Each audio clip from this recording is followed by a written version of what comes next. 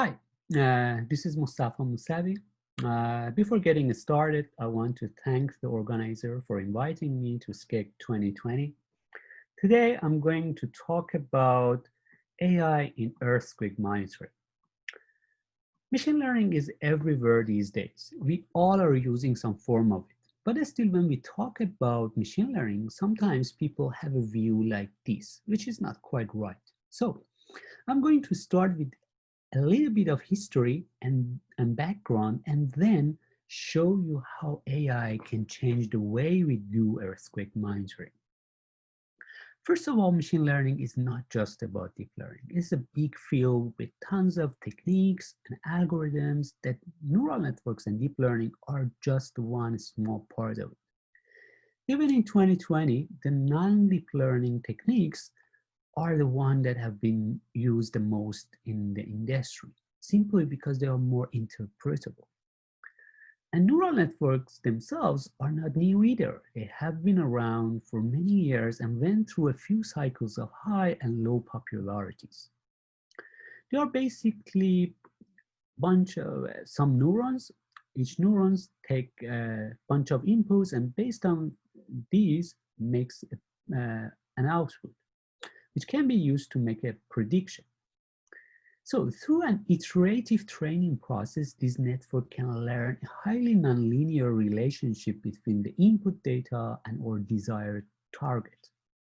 So basically, they are very powerful tools, but because of some technical issues, we were limited to take the full advantage of these techniques until some large and high quality labeled dataset were introduced, and at the same time we got access to more powerful computing tools like GPUs, and also we were able to solve some of these technical issues through some tricks that we mainly learned empirically, like building a better activation function or more effective regularization techniques that eventually enabled us to put many more neurons together to form really long or deep architectures like this one, which now are working very well. This complicated architecture also can simultaneously extract and learn features from data by convolving it with different kernels at different layers. So you can think of them as a cascade of filters that can automatically extract what is relevant to a task from data and transform it properly. The success of these deep neural networks that were initially introduced in computer vision inspired many other applications in different fields, including the seismology. Over the past few years, we have been observing a new surge of interest in applications of machine learning for seismological tasks. And at the same time, our neural networks were getting deeper and deeper. However, a large number of these works were still limited to either building some simple models or leveraging some more complicated architectures from other fields into a problem in the seismology. But as we learn more and more about the fundamentals of these new AI techniques, and the differences between our problems and those from other fields, we started building our own architectures, considering some subtle characteristics of our data and the problems. Today, I'm going to show you some examples of this type of model. Earthquake monitoring starts with the event detection. Our sensors do not only record earthquake, they record anything that shakes the ground. And this is what makes the earthquake signal detection a complicated task. So far, the most reliable approach was to do this process manually. But to keep up with the growing volume of the data, we need to rely on automatic processing at some point. However, our current automatic algorithms are either fast but not robust enough, or robust but computationally very expensive. This is where AI-based model can play a key role because not only they are efficient, but also they can be robust and reliable as well. But there's not just one way of doing deep learning. There are many different approaches, some more appropriate for image processing, some works better on audio signal and speech recognition. Natural language processing has its own sets of techniques. But what would be the most appropriate deep learning approach for earthquake signals? Although the form and shape of or seismic signals might remind you audio signals, but the ordering and temporal relationships that exist among different seismic phases, these building blocks of or waveforms, make them even more similar to text. This is why in most of my works, I use recurrent neural networks that can incorporate such temporal information to the modeling. Moreover, we learned that combining some tasks like detection and picking that are highly relevant to each other can improve the performance of our final model. EQ transformer is such a multitask network. It has one central encoder which takes the input waveform and transforms it into high-level representation, and then three separate decoders uses these high-level representation to produce probabilities associated with the existence of earthquake signal, P wave, and S wave. This network architecture has several features that increases its ability to model more complex and noisier signals. One of these features is these attention layers with their hierarchical structure.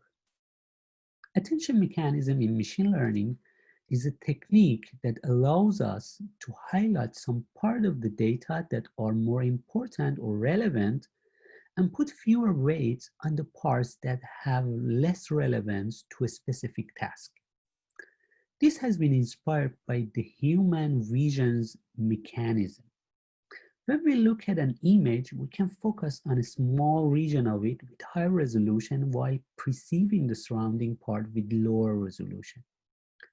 In machine learning, we simulate this by calculating pairwise similarities between the inputs while optimizing a loss function for a certain task. As these weights are just pairwise similarities, they are visually informative. So, by looking at them, we can tell that at a particular layer, which part of the input data received more attention of our neural networks.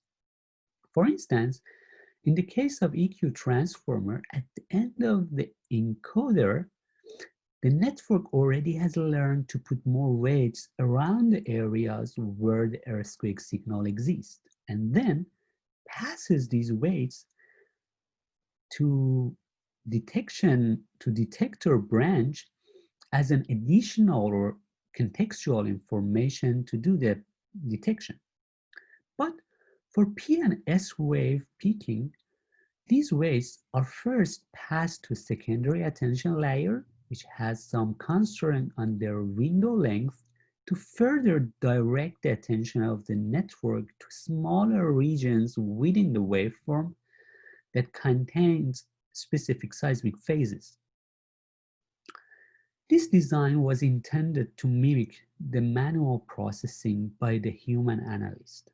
An analyst first will look at the entire waveforms, usually on multiple channels or multiple stations, to have a bigger picture of the earthquake full waveform that can help him to confirm if this is an earthquake or not. And then the analyst will zoom in around the smaller parts of the waveform to do the picking more precisely. These are some examples from our test set.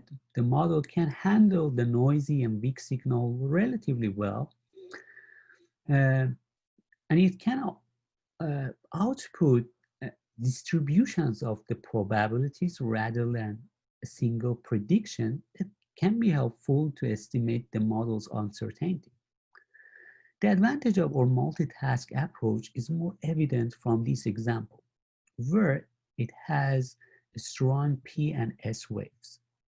Although these two phases are relatively far apart from each other, our model correctly identified them as parts of a single earthquake rather than two individual events.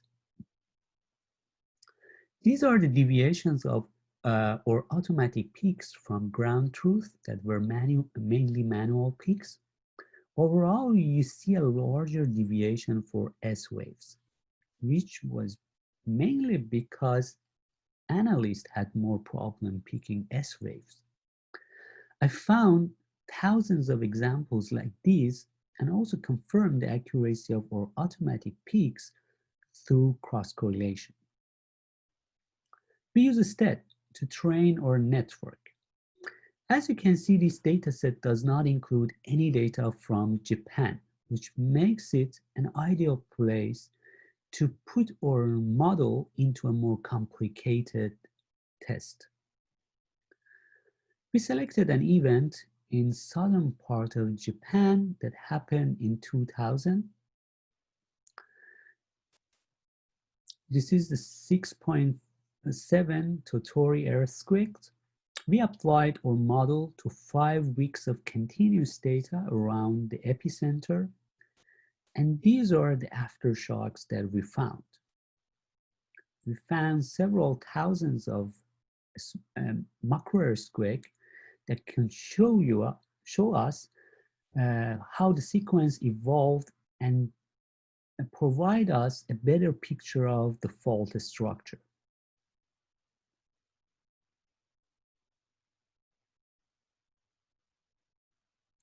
One reason that we selected this sequence was the fact that it has been well studied. So we thought that this can be good examples of manually processed data to compare with our AI-based technique. Overall, we could precisely locate more than 21,000 earthquakes. And this more than twofold increase in the size of the catalog was obtained using only a fraction of the stations that were available for us to use. And with a cost of 25 minutes or so, fully automated processing on CPUs. So they can be very efficient. To get a better sense of the accuracy of our AI-based peaks, we compared them with the hand peak arrival times by the Japanese group. The mean deviation was 0.01 second, which means on average, our peaks differ by only 1 sample point. So the AI-based picker can be very precise at the same time. But what are those new events that we found from this relatively old sequence? They were mainly smaller events with weak and noisy waveforms like these ones that are really hard to pick manually if it's not impossible.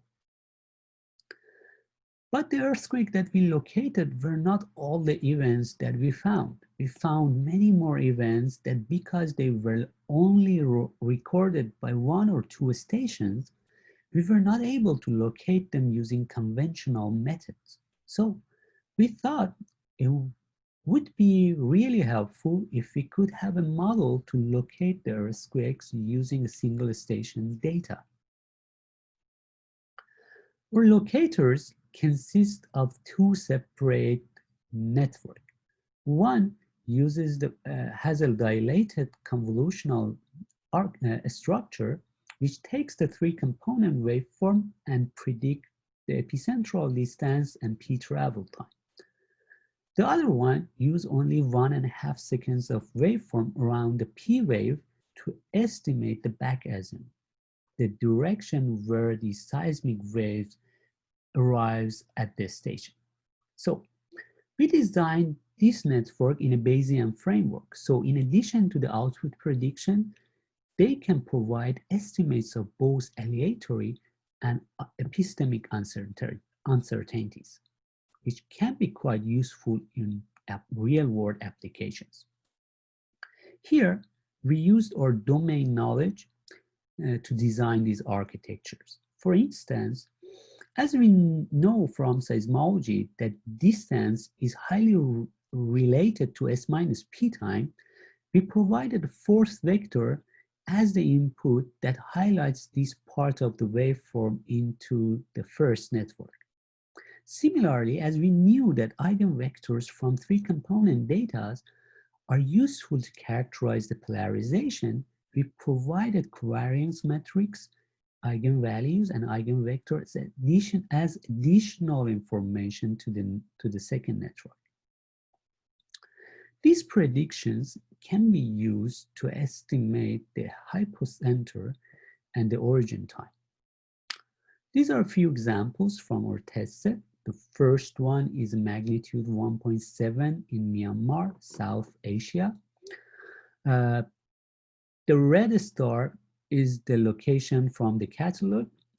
Blue dots and circles are our predicted epicenter and error ellipse.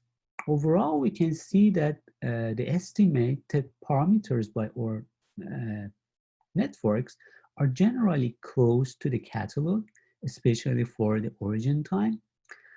The second example is a magnitude 1.6 in South Africa.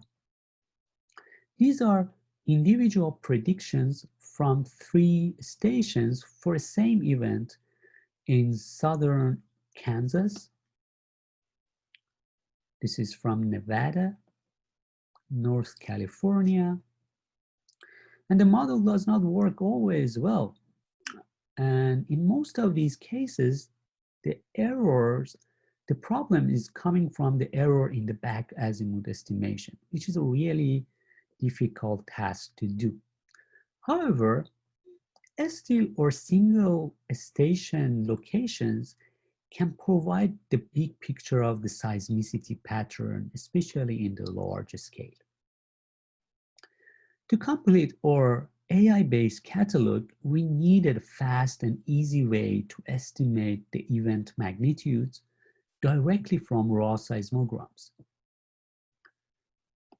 We found that neural network can do this if we just make sure to provide them enough information to learn the attenuation and site amplification from the data directly by themselves.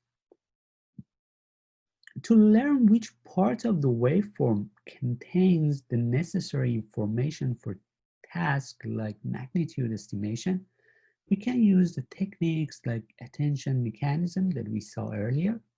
This is from an experiment that I did by building a regressor for magnitude estimation that include an attention layers as well, which can help us to identify the important part of the full waveform for this task. And we do not always need labeled data to build such models. For instance, we can determine the polarity of the motions or cluster the events using unsupervised deep learning. We provided an example for this in this paper.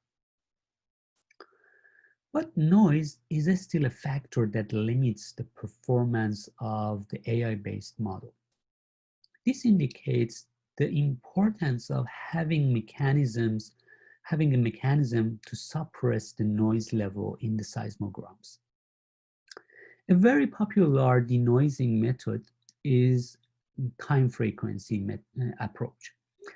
In this, the way they generally work is to first transform the noisy time series data into time frequency domain using a transform like wavelet or S, and then we increase the sparsity by applying a thresholding function, and in the last step, this now sparse representation of the data is inverse transformed back into the time domain to get the denoise signal in a way that estimation of the risk being minimized. We can do a similar thing using neural network. For those of you who have worked with autoencoders, this L2 norm should be familiar. Autoencoders basically learn to copy the data from their input layers into their output layers in a way that a construction loss get minimized. To increase the sparsity, similarly, we can add a constraint into this loss function that pushes the most of the neurons in the hidden layer to be close to zero. So these two approaches basically are the same or equivalent. However, if we apply this traditional thresholding denoising approach to noisy seismic signals, usually they won't be very effective. This has two main reasons. One is the limitation of the simple thresholding functions, and the second is the nature of or usually non-Gaussian seismic noise that violate the assumptions that we usually use to estimate the noise level. In past, I have worked on these problems to improve the performance by either proposing more flexible functions or more realistic noise level estimation methods. More recently, we use deep neural networks to learn these mapping functions in a much more flexible and complex way.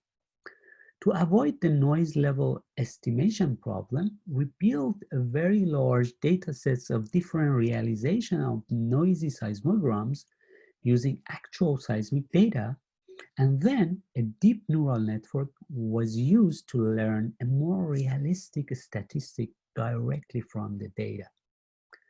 The lower dimension at the middle of this unit acts similar to that sparse autoencoders, with this difference that here we impose the sparsity physically. The network simultaneously can learn a sparse representation and maps that representation into two masks that we formulate them as two Wiener filters that can be used to decompose a noisy data into signal and a noise. These are some examples. We add actual recorded seismic noise to an earthquake signal and then pass this noisy combination to the deep denoiser that can decompose it into signal and the noise. So this work on even strong coherent noise, although there are some leakage, but still the recovered signal and noise are very close to the original ones. And even when our noisy combination is composed of both earthquake and some non-earthquake signal, it can work. This denoising approach was shown to be promising in improving the results of other tasks like detection. My summary is short. Unlike my presentation, we saw that AI can be used in every single steps of earthquake monitoring procedure. AI-based model can outperform manual processing, especially for shear wave and noisy waveform, and they can detect more events compared with the traditional auto pickers while being computationally more efficient. And we saw that they can characterize the events using the smallest units of the observations that we could have, which is a single station data. So what I showed you today were some of the works that we have been doing here at the Stanford, which are still just some examples of what is happening in the observational seismology these days.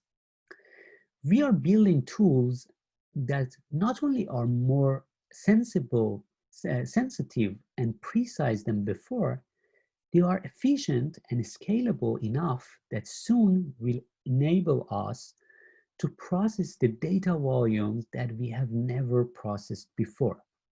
And we can do this with a high precision and reliability at the same time. And who knows what we will learn about the Earth and its little quirks at this large scale using these unprecedented data and tools that we have now. And these are what makes these years a very exciting time for seismologists. Thank you for very much for your attention. I hope you enjoy the rest of the meeting.